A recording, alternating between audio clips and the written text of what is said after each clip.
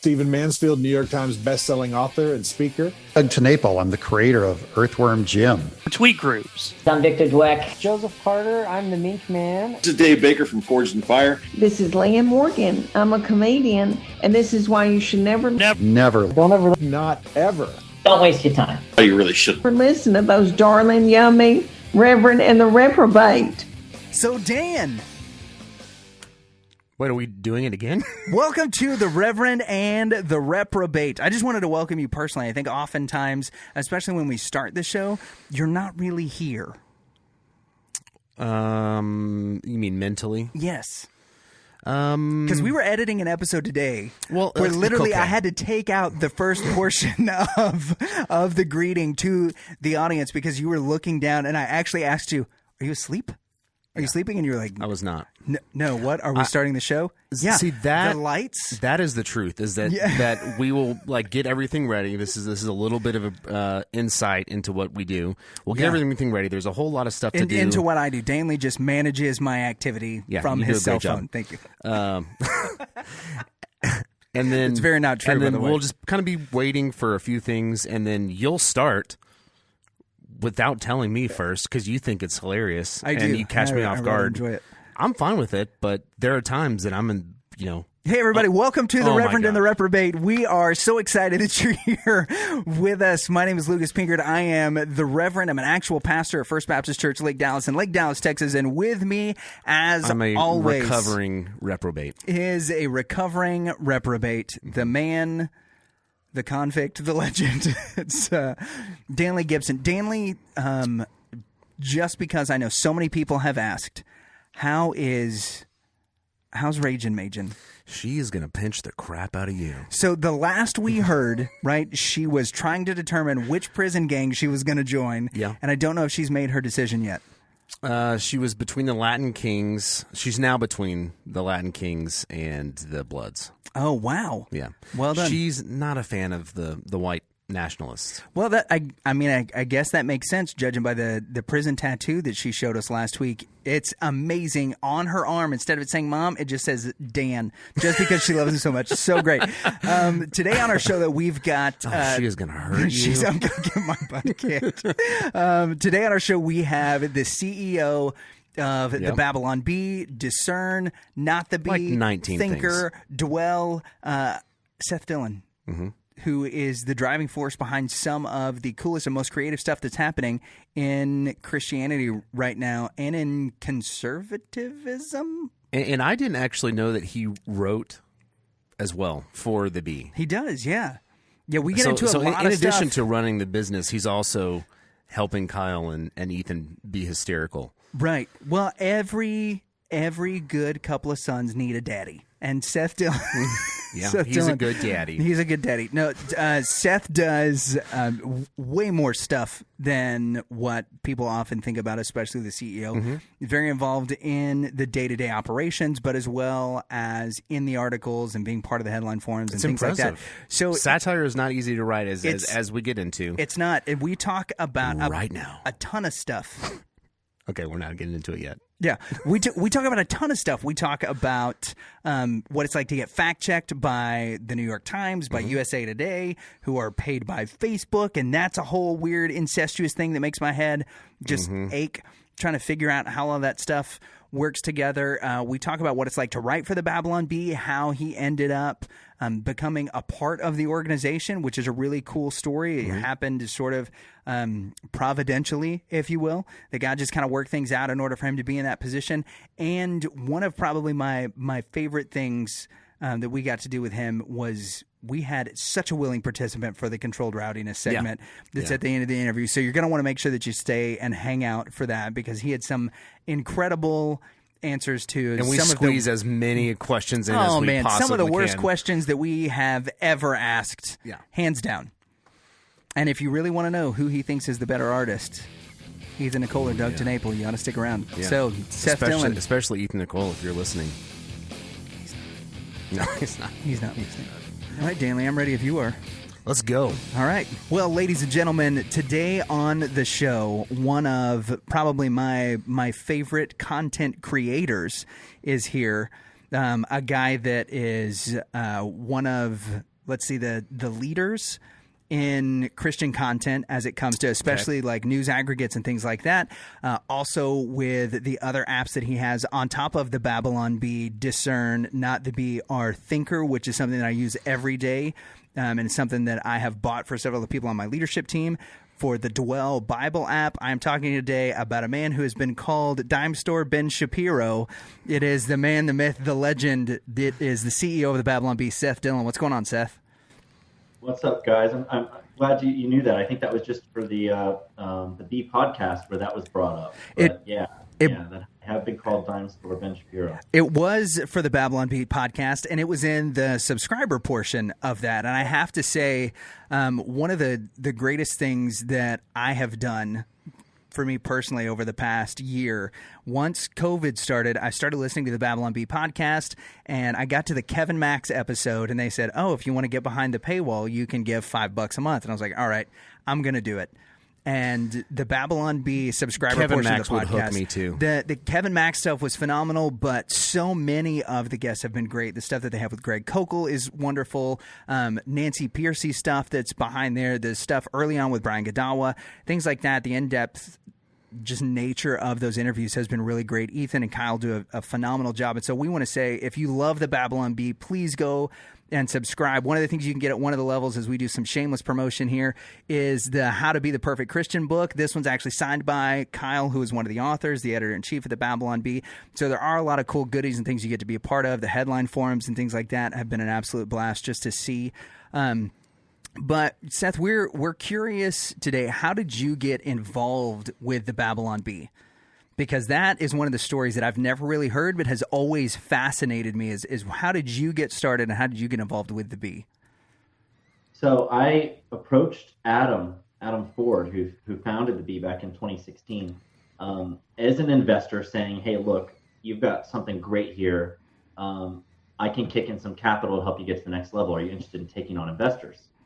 And he was not interested. He was actually in the middle of completing a sale with a buyer. And so he kind of blew me off. And that deal ended up falling through, and he reached back out to me and he's like, hey, we should talk some more. You know, that deal fell through, but I'm not interested in bringing on investors. I really want to sell it. So, you know, if you're interested in buying it, then we can work something out. But he wanted to get to know me a little bit better, make sure we were aligned really in terms of worldview and theology and things like that. So we met up in Michigan and talked and had a really great conversation, got to know each other a little bit, and ended up working out a deal after that other one fell through. So I didn't really want to buy it, honestly. I told him, I'm like, I would rather invest passively than buy this thing and run it, because I don't know the first thing about running a satire site. I've never run even a media publication before. You know, most of my experience was in the internet marketing world or lead generation or e-commerce or something like that. So running a satire site was kind of foreign to me, and I wasn't really interested in biting off more than I could chew, especially when I was still busy running other companies. And but it came with this built-in editor-in-chief, Kyle Mann, who's just a genius. And so he is running the content side of things, the creative side of things, with Ethan Nicole at his side. And so, you know, having those guys as part of the project at that point made it very easy for me to take it over and not really have to worry about, okay, how am I going to produce enough satire, a quality satire? I already had a team in place to do that. I just took it over and focused primarily on the business side, you know, monetizing it, marketing it, stuff like that. So it actually ended up working out really, really well. And Adam was very pleased with how the fit worked out too in the years that have passed since.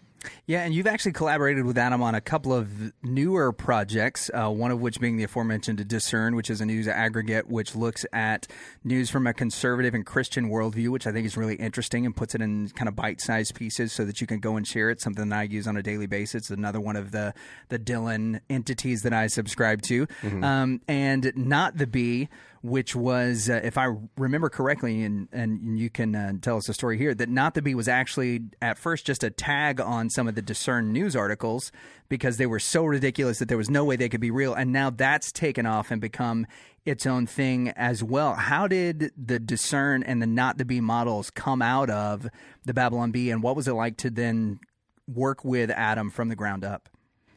So it was interesting when Adam when Adam sold me the bee, he still kept a percentage of it. So he still owns a small percentage of the bee and still has input, but isn't involved in the day-to-day really.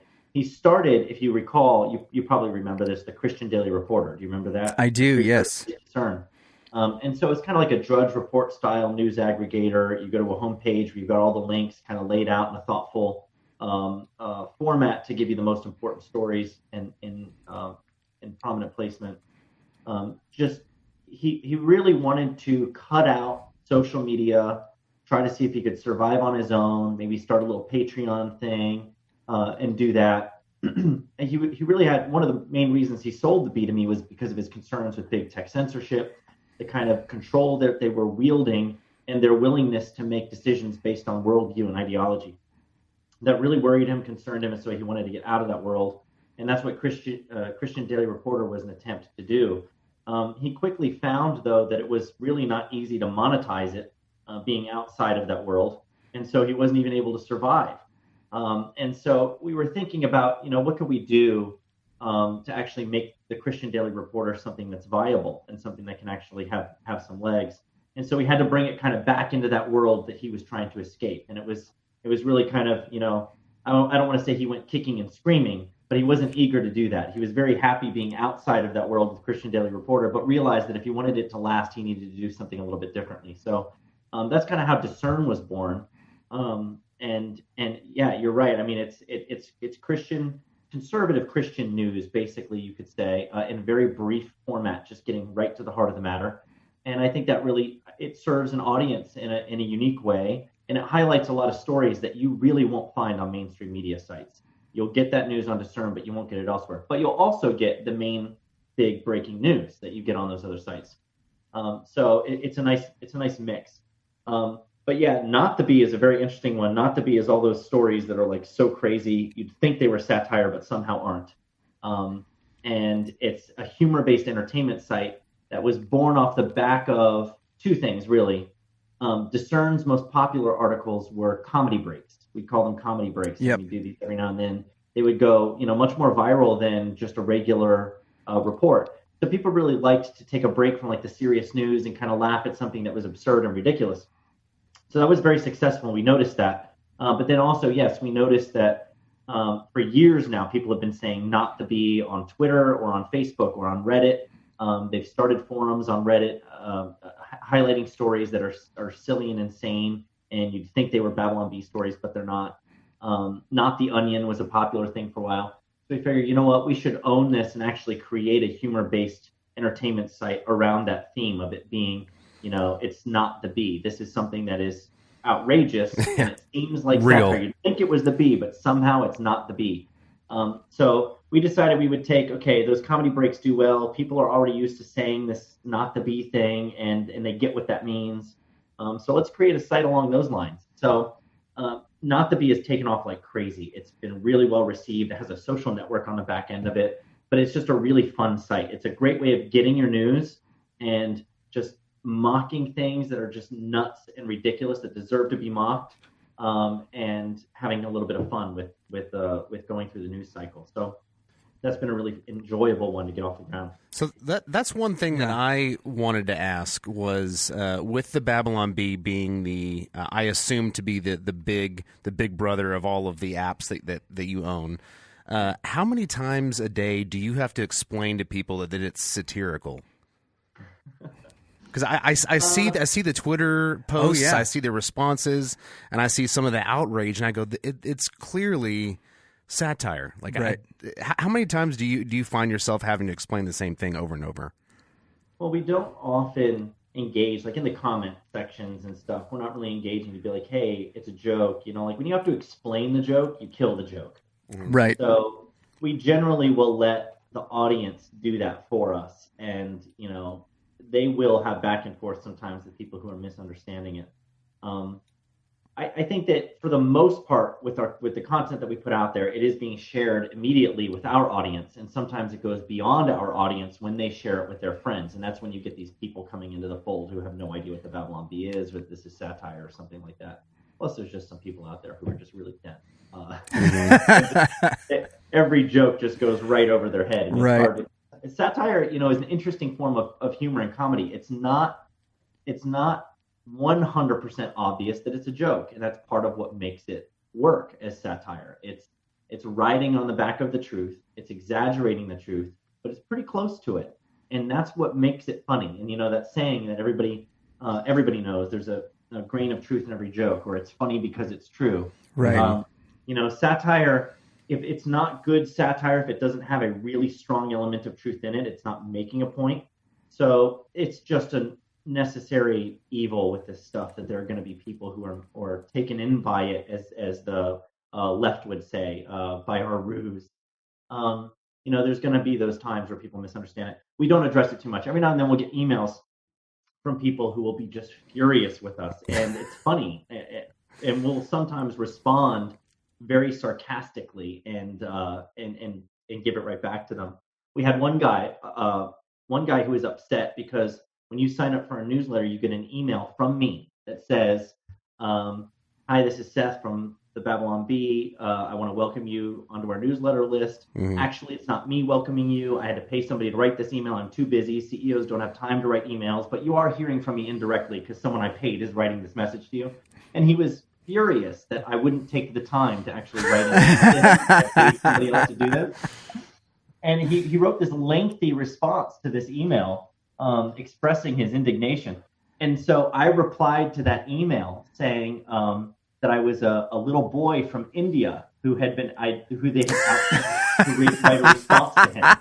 And I kept it going, and I signed it like Samir or something like that.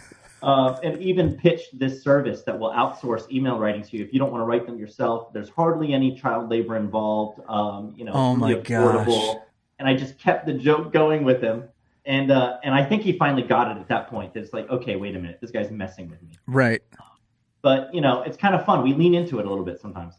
Yeah, I have to say, listening to the podcast, one of the things that in the new format that they've done is when you get into the subscriber section, they read another, hate mail, which is everybody really misses Adam Ford, and this is where they wear the smoking jackets, Hefner smoking jackets, yes, right? Yeah. But it's also, they've read several of the emails back and forth between Seth and the Babylon Bee listeners. Because there are people that will write in, and they'll have these huge complaints, and Seth just writes back basically like, "Nuh-uh," and then just waits for these responses. And there was, in a recent episode, they actually interviewed Seth, and it was the lady. Yeah, the back and forth that you too. had was absolutely awesome. So you've done an incredible job of creating a community especially within the subscriber base of the three news entities that you have. So Discern, the comment section tends to be very serious. With Not the Bee, it's got more of a satirical feel to it. But it's real. In the comment section, because people are just more sarcastic because they know that it's a joke site. I think Not the Bee is my favorite, by the way. Yeah, and then the Babylon Bee is just incredible as people are pitching headlines and all kinds of things. But you've mentioned a couple of times about the difficulty in writing satire, and then people in the news cycle, especially people that are politically opposed to a lot of the things that you're talking about ideologically, that are saying that this is a big ruse. And recently you said you guys were in a New York Times article where they're trying to paint you as people that are purposefully spreading false information, that this might be something that's affecting your Facebook algorithm and the way that you guys are actually able to monetize. Yeah, it's been an ongoing, recurring problem where we have either personalities like guys like Brian Stelter or Donnie O'Sullivan with CNN, so great, or actual columnists or reporters. Kevin Roos, who handles like a misinformation blog on or contributes to a misinformation blog for New York Times, and now this other guy, I'm trying to remember his name. It's something Isaac. I think Isaac's his last name. Anyway, yeah, he just published a piece a couple days ago talking about the challenges that Facebook has had dealing with satire, and how sometimes, it's difficult for their algorithms or even their employees to like pick up on what's satirical, what's not. How do they handle this stuff? Do they treat it as misinformation, or do they treat it as humor and comedy? What is their process? So it was dealing with some of those issues, but they brought us up as an example of a far-right misinformation site that was abusing the label satire to stay on those platforms, even though they don't allow for misinformation. And it was in the discussion of how there's a lot of this going on, that a lot of this stuff was slipping through the cracks, and Facebook was having a hard time dealing with it. But we were the only site they mentioned that falls under this category of far-right misinformation sites. And they specifically said that we traffic in misinformation. So, we made a lot of noise about that, immediately kind of got on Twitter and sort of posting about it. I sent an email out to our followers today. It's a really big deal. And the reason it's a big deal is because, for one thing, it's false and defamatory. You don't want people slandering you and maligning your business and misrepresenting you, right? But there's more to it than that, because the argument that they're making that we are a disinformation hub, that we are purposefully abusing the label satire, the appropriate response, if that's what we're actually doing for these social networks, is to shut us down. And that's what seems to be the goal here, is that they get us to a place where it's clearly established in the news media, like on New York Times, Rolling Stone, CNN, wherever, and on Wikipedia, that the Babylon Bee is not actually a satire site. It's a misinformation site. They pretend to be a satire site. They keep trying to get that message out there. It's the narrative they're trying to establish. If they succeed in doing that, and we don't successfully push back on them, then it's only a matter of time before we get banned on the major social networks. And yes, that absolutely affects traffic and monetization. So it puts our business in jeopardy for sure. That was one of the questions that I had for you was, as the leader, as the chief executive officer, what was the most ridiculous situation that you've been in? Snopes, the New York Times, Facebook, but it seems like it's kind of coming from every direction. Do you feel like that? Have you been living that, or do you feel like there's just one real group that is just continually popping up? Well, Snopes, it was so recurring because they would continually fact check us. It's gone beyond Snopes now. There's other fact checkers that are getting involved, and I think it's the most egregious examples of this stuff are when it's the most absurd thing you can possibly think of. We had the first incident with Snopes that was really notable, was when they fact checked our story about how CNN had purchased industrial washing machines, which is brilliant. Yeah, that's hilarious. Great idea. Obviously satire. Yeah. USA Today recently fact checked one about how the Ninth Circuit Court had overturned Ruth Bader Ginsburg's death. Now, that's and they said fact check. This is not true. Yeah. These things, like these fact checks, are so funny because USA Today, they cited 15 sources and wrote a lengthy refutation of that joke. It was a joke. They could have just said this is satire, but they're not really interested in just making it very clear that we're satire. They want to treat it as though this is a really big deal. This was a claim. We made a claim, and they have to try to fact check this claim. And they're generating this lengthy paper trail of refuting our jokes that people supposedly believe. I don't believe for a second that anyone thought Ruth Bader Ginsburg's death had been overturned. I mean, that is absurd. Yeah. I mean, from my perspective, I'll just say this real quick. It just gets funnier. I don't have to deal with it. It just gets funnier to see the some of the mainstream media and the left response, the far leftist response to some of these jokes. It just gets funnier and funnier and funnier the more serious that they take it. Yeah, the one that I keep seeing come up is the AOC that she strangles. Yeah, she strangles herself with her shoelaces, and then in the headline it says in parentheses, because she's so dumb. Like it's no longer, the joke is almost spoiled in the headline now because they've added that into it. But that's still one that not only is causing outrage, but the people are like, this isn't true. Like, of course it's not true. She's still talking.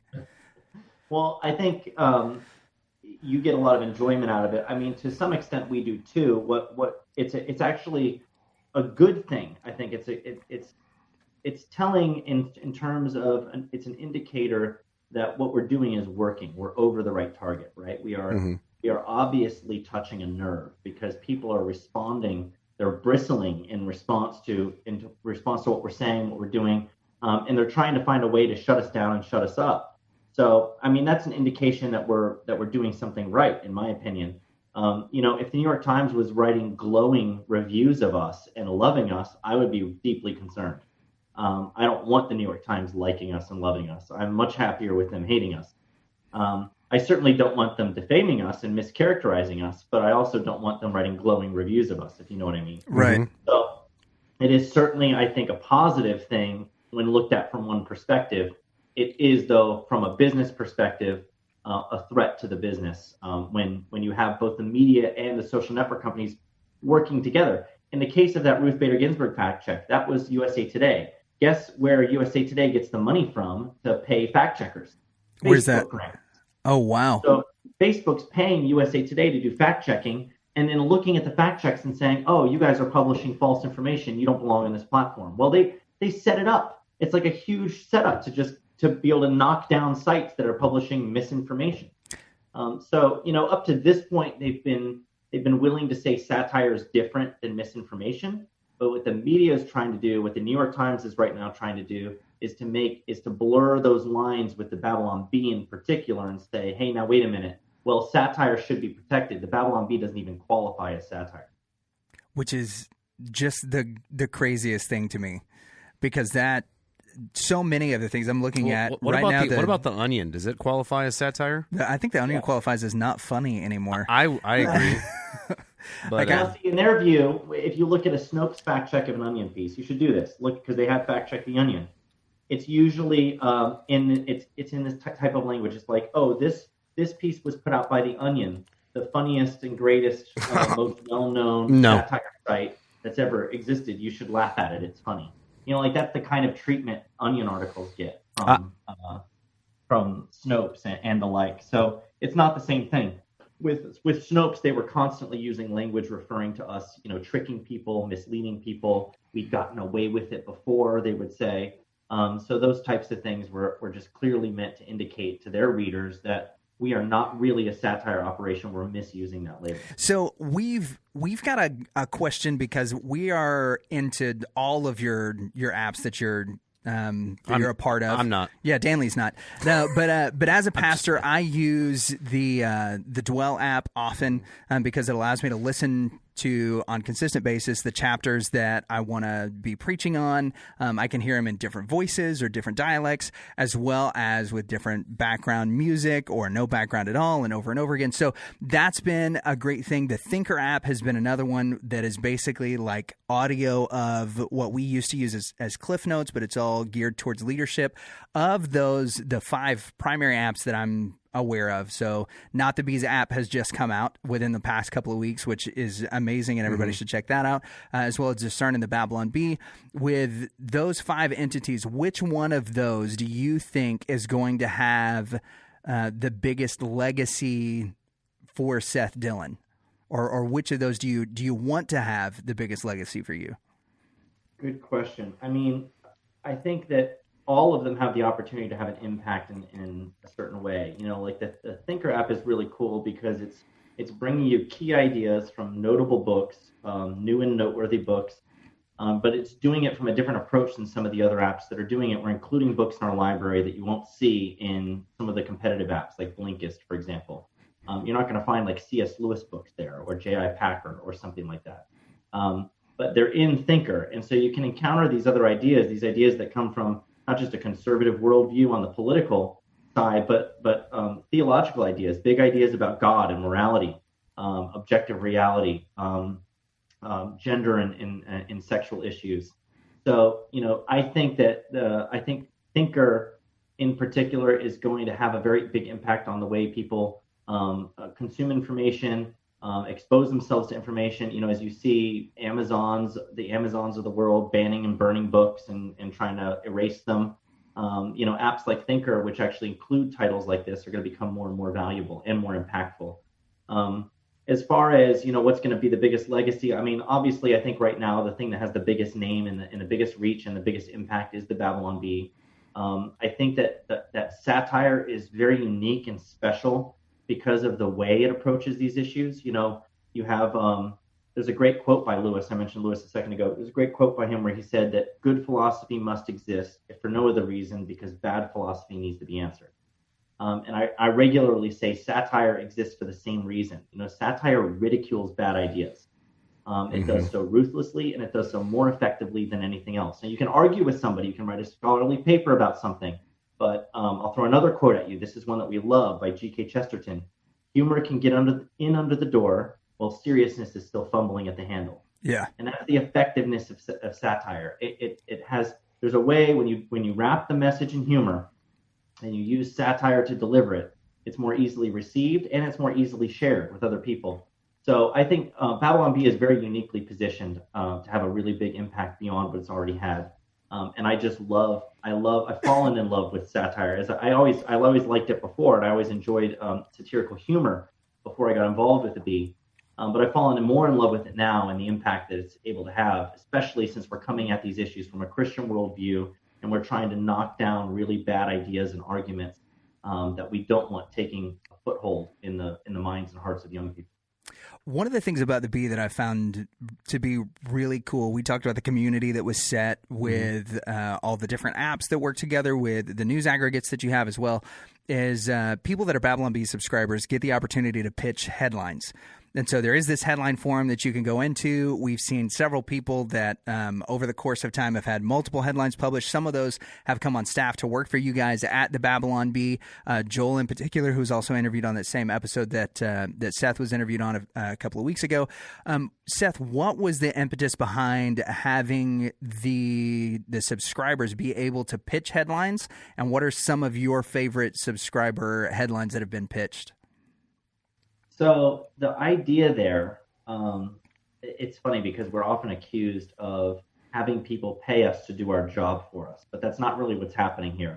The headline forum was this idea. Look, we had so many people inundating us with emails and even writing us letters, sending us handwritten letters with headline pitches or full-length articles that they'd written. Oh, wow. That they wanted to share with us. And they were just coming in this steady stream, and it was too much for us to handle in terms of reviewing it and trying to evaluate all of it. But people obviously wanted to play a role in the creative process. There was this very strong interest, unsolicited. These emails are coming in. So my thinking was, what if, as one of the benefits of being a subscriber, because initially when we first launched the subscription thing, it was really a lot like a Patreon setup. It was, you'll get some access to some exclusive things, but you're primarily subscribing to support us. We need the support. We need the financial support in the event that we lose the social media and the traffic and the ad revenue that comes with that. So that was really the main pitch, but we did want to add some value in there, and I thought it would be really cool. Since people want to be creatively involved, why not throw them in a forum where they can toss these ideas around and interact with our staff? We'll have our editors and our writers in there. They'll be pitching ideas. The readers will be pitching ideas. They get to vote on them and collaborate on them. And that way it becomes like this kind of fun collaborative effort, because when you look at what we do every morning in our Slack channels and in our private Facebook group called our Think Tank, we are pitching ideas back and forth constantly. And it's a really fun process. It's a fun, creative process. And to find the ones that really land and are funny and that we want to run with, sifting through all of that and getting to that is really exciting and kind of fun. So I thought it would be great to share that with people and let them in on that experience a little bit, since they were just writing us letters and sending us letters. And a lot of people have responded very positively to that. Some have criticized us and said that we're charging people to do our job for us, but we don't publish out of there a lot. Honestly, the challenge with satire, it's such a unique form of creativity. There are a lot of people who can write well. There are a lot of people who are funny. There are very few people who can write satire in our voice, from our perspective, in a way that's, really funny and engaging. It's just really hard to do. It took me a long time when I first got involved just to start really pitching headlines that took off and were able to be published on the site. I think of the first 100 headlines I pitched to the team here, not a single one of them was published. So it takes a while to kind of really get it. Yeah. And not everybody can. So it's one of those things that does require some talent. Satire is a unique thing, and your mind either works that way or it doesn't. So I think it's been a lot of fun seeing people contribute there. And every now and then we find gems, and you'll see on our site, we put a little note on there that this so-and-so contributed to this story. We're acknowledging them underneath the footer of it.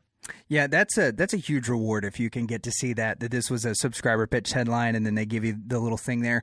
I do have to wonder, though, when you did come on, you said your first 100 pitches that they didn't take. What must that have been like for Kyle to be looking at the new CEO of the Babylon Bee and being like, look, we appreciate all the money, but you're not very funny yet. Yeah. How did those conversations go? Well, Kyle doesn't like to say anything. Like, it's really unnerving, actually, because you throw an idea at him and he'll just ignore it if he doesn't like it. Oh, nice. So it's kind of brutal, actually. You just send stuff at him, and it's clear he's not liking it because he's not responding. He has, but he's not mean enough. He's not mean enough to say, "Dude, that sucks." He has unfunny joke noise canceling ears. Yeah, that's exactly what it is. Yeah, but then every now and then you'll get a like, or you'll get like a haha, or you'll get like a joy emoji or something like that with the tears coming out of its eyes. Right. And then you're starting to hit it a little bit. So when he starts reacting, then you're kind of like you're starting to get it. Man, to be a fly on the wall on the Babylon Bee Slack group. Yeah, it would be pretty awesome. Oh man. Yep. Yeah. It's ongoing though. I had to turn off my notifications on that. I believe it. Back and forth. So, but it's a lot of fun. I think the first one that I got through, interestingly enough, it got snoped. The first one that I pitched that got published on the site was about how Democrats had proposed legislation that would make it a hate crime to eat at Chick-fil-A. It was believable. People believed that was actually on the table in Congress. I mean, this is at the time. This was 2018. I think Chick-fil-A was in the news for something and was being criticized very heavily by the left. And so, people really believed that. And Snopes fact-checked it and rated it false. And I was just so proud. I'm like, not only did I get my headline published, I've been fact-checked by Snopes. So I wore that one as a badge of honor. I would too. That's pretty amazing. Well, hey, we know we're running short on time with you, so we have a little segment at the end of our show that's inspired by a friend of ours named Stephen Mansfield called Controlled Rowdiness. So we've got a series of just rapid-fire questions. If you would just give us the answer that comes to the top of your head, that would be awesome for us if you're willing to play along. I'll try. All right, let's do it. Danley, why don't you start us off? Okay, aliens have landed. You have 60 seconds to tell them a story that's so awesome that they won't destroy Earth. What is it? Okay. Well, I would say... And it can't be the story of Jesus. I was going to say the story of Jesus. God sent his son here. You're not the only ones that are here. God sent his son here to actually redeem us because we're fallen and we're sinners. If you guys are too, you might find hope in him. I would tell them that story. Okay. Who's the better artist, Doug TenNapel or Ethan Nicolle? As an actual artist, graphic artist? Just an artist, all around artist in general. Oh, you can't put me in that position. I have to say Ethan. Oh, there you go. That was an intentional bear trap to walk into. Bear trap, good one. Yeah. Your mom comes to you and says, I can't believe that you never told me. What did she find out?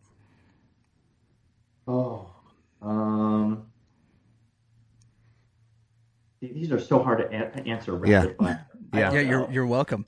All right, we can. I don't keep any secrets from my mom. I can't think of a single secret. Hey, that's my mom that would be like, I can't believe you never told me this. That's perfect. We did talk about that. Yeah, we had the similar experiences with us as our moms listened to the first episodes of the podcast, and we're like, hey, so we thought we knew everything about you. Like, so sorry. So quick either or: Simpsons, South Park, or Rick and Morty. Ooh, Simpsons. Simpsons.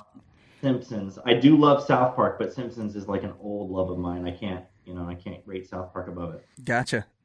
Okay. Twitter just canceled you. What did you tweet? Men cannot become women. Oh, believable. Well, that would do it. So we've got a quick pitch for you if you can help us workshop it just a little bit. How about you founding a cigar company to benefit glorious podcaster friends of yours? How does that sound? Is that something you think you can work with us? Founding a cigar company? It's Borat inspired. Yeah. How much funding does it need? All of the funding. All of the funding. You would literally have to send the seed money. So yeah. It sounds like fun. All right, Sweet. cool. Yeah, we'll take that as a yes. And then lastly, yes or no, can you make Ethan Nicolle come on our show? Make him, I'm not sure about that, but I can prod him and encourage him and threaten to withhold his pay. That's what we needed. We came to the right place. Yeah. Well, Seth, thanks so much for being on the show with us, man. You're we awesome, really man. appreciate it. We're It was big an absolute fans. pleasure. So, Glad to have you as fans. all right, thanks, man. Okay. Wow. That went well. Yeah. Are we doing our sign off? You know what? We could do the end now because I'm so geeked about just talking about what it was. Yeah, let's do it.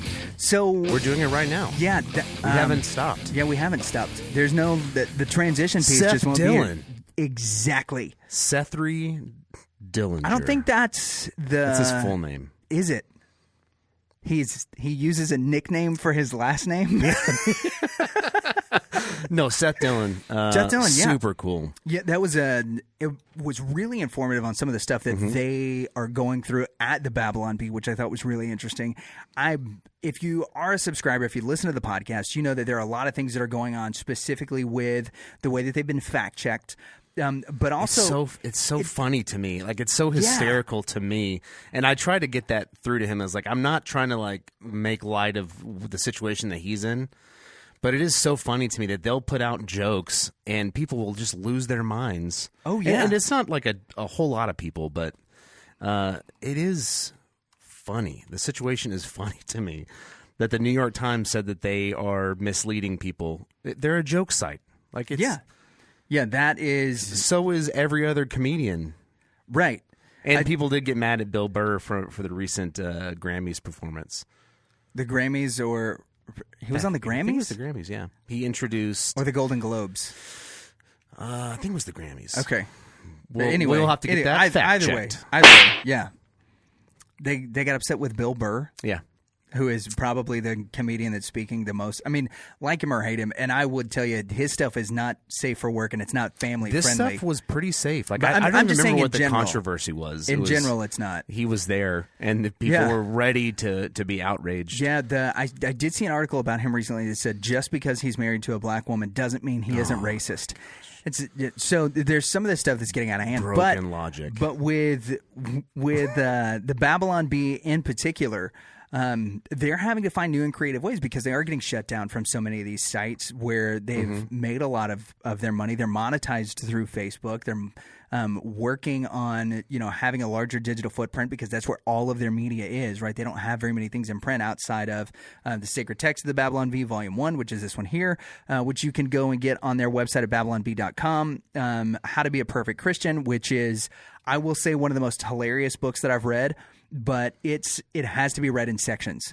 Otherwise, you'll get out of the mindset that you're reading satire and it's this overload and you're taking all this stuff in and you're like, oh my gosh, I never want to go to church again because we're all these horrible people. But is it kind of like G.K. Chesterton? It's not G.K. Chesterton at all. They have these hilarious misquotes of people like Chesterton, like Lewis, where they take the words and twist them, which is really funny. And that was written by Cowman and Adam Ford, who he mentioned. I really miss Adam Ford. We will have to do the auto-tune drop. So anyway, those guys are brilliant. There you go. That was a nice Dave D'Andrea impression.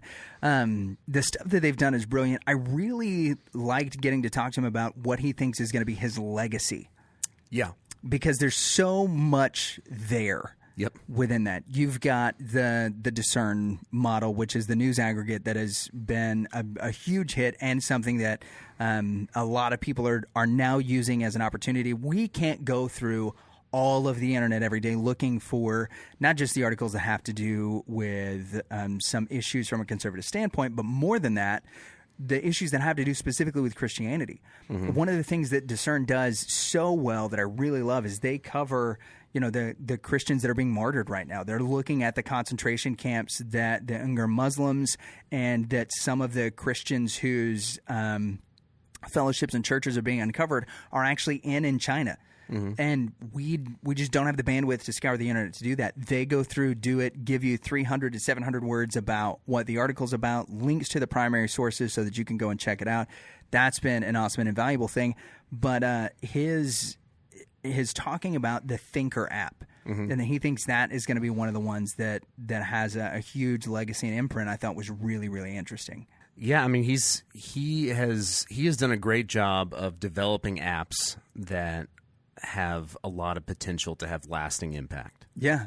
There's satire. There's legitimate news. There's news that sounds like satire, but it's not. It's real. Yeah. And then Thinkr, and then Dwell. Now, Dwell I'm not as familiar with. So that's go ahead. Yeah, so Dwell I learned about from Matt Chandler, the pastor of the Village. He's also a prolific author and a wonderful, wonderful preacher. Matt Chandler's fantastic. Yeah, he's phenomenal. So Matt Chandler talked about the Dwell app in one of his sermons, and so I went to go check it out. And it is another app, as all of these are, that are subscription based. And we'll talk. We're not going to talk about levels of subscription. You want to check that out? Go to the sites and look at them yourselves. But they're subscription based because they have to have something that funnels money to this so that they can continue to keep people employed, to create the app to make it better. We've gotten so used to freemium apps that you get to use them, and then after a while it's like, oh well, if I want to get rid of the ads I can do this, or if I need 10 extra gold or 100 extra lives or whatever, whether it's Candy Crush. I wanted to get the Archer Queen for Clash of Clans years ago. I spent $20 on my birthday to get the Archer Queen. So whether it's Clash of Clans, whether it's Candy Crush or Fortnite or things like that, any platform is into that now for the for the Xbox and PlayStation consoles. And so there's all of that stuff. Well, these guys are very upfront about it. So Dwell, it's $30 a year, or I think you can pay a one-time fee of like $160 or $140 somewhere in there that gets it, a lifetime subscription to it. But what it is it's either the King James Bible or the English Standard Version. So either the KJV or the ESV. And you get it read in like 6 or 7 different voices. You've got a guy from Africa. There's a lady from Ireland. There's American men Darth and women. No, he's not on there right now. They haven't gotten James Earl Jones to read it. However, there is a KJV that's out there that is Darth Vader. It's James Earl Jones. Right. It's not. There's no. Yeah, it's synonymous though. Isaiah 5, 6 through 9. So with the Dwell app, I'm sorry about that. You can also put different music behind it. So it can be ambient music, it can be electronic music, it can be hymns, instrumental guitar, it can be no music at all. If you're reading the Old Testament, can you play metal? I don't think that metal is an option yet, but if it should be for the Old Testament. Yeah, for the Book of Judges, that'd be awesome. Maybe they can get Michael Sweet to work on that for him. So. Anyway, one of the things that's so cool about it that is unique from I want other... like Mad Max style music. You want Furiosa to read you the Book of Judges? While listening to Judges, yes. Maybe we could work that out. That will be our next pitch to Seth. Yeah. But the idea is that as you're listening to the Bible, you can put a series of verses or a chapter on repeat. So if you're teaching a chapter of the Bible, or you're going through a book of the Bible in a month, or you're doing a psalm a day or a proverb a day, you can just put that chapter on repeat and listen to it several times throughout the day in a couple of different versions, read by different people, so that the emphasis is put in a different way, and sometimes it strikes you differently with different background music to it. It's a phenomenal app. They've got devotions and other stuff as well. They should get Christopher Walken to do it. That would be awesome. It would be the emphasis on the wrong syllable every single all the way time. across. Yeah, and with Thinkr, Foo Fighters. with the Thinkr app, the one thing I think that sets it apart is that it's specific about a single membership getting you the entire library. He mentioned Blinkist. Blinkist you have to pay per book, right? So this is the entire library that is on Thinkr for a nominal fee. I think it's like $10 a month, and you get all of the greatest, leadership and theological books that you can listen to or would want to listen to, set up with the main idea segments. Like he said, it's kind of a Cliff Notes thing. You get all of those either in an ebook form, which is like the ebook Cliff Notes that you can read along with, or you get the audio form of it for one feed. You get their entire library. It's really set up to where, if you or I wanted to take a deep dive into leadership, into personal development, or into theology, that for $10 a month you can make that happen. The stuff that he's involved in, I'm so impressed with, because it is digging down each and every one of them into how do we nourish a person intellectually and spiritually. And those are two things that we've often held as separate, that he obviously, through the things that he's investing in and that's developing, he's pushing those two things back together, which are basic parts of our creation. And our guest next week, Nancy Piercy, who was a pupil of Francis Schaeffer, will have a lot to say about that particular thing. So we'll leave that to her to find out. Yeah. But all in all, dude, blast of an interview. Seth Dillon's so cool. Ton of fun. We need to go hang out with him. He's never lied to his mom. Yeah. He's never he's talked to his mom about her. he's told her everything. He's never done anything wrong. Yep. And he said that's he not would, true. and I'm he sure said he would say give that's us not true. seed money for the cigars, which works for my benefit glorious podcaster friends. I can't believe I had to read that question. I was so glad. Your stupid question that you glad. wrote, I had to read it. But, man, it was great. Thanks, Seth, for coming on the show. Make sure that you go check out the Babylon Bee. Like I said, this book comes with one of the subscription levels if you want to check it out. There's this discount across all of the platforms for merchandise for subscribers. There's even a bundle that you can get now that's the Babylon Bee, Discern, and Not to Be, all wrapped up into one. So make sure that you go check those things out. All the links to those things will be in the show notes below us. So thank you guys and gals once again for listening to the Reverend and the Reprobate. And Undecideds. We hope you like it. Nancy Piercy next week. Yeah, we'll see you next week. Well, I'm Seth Dillon, CEO of the Babylon Bee, and I'm here on the Reverend and Reprobate podcast, one that you should absolutely never waste your time listening to.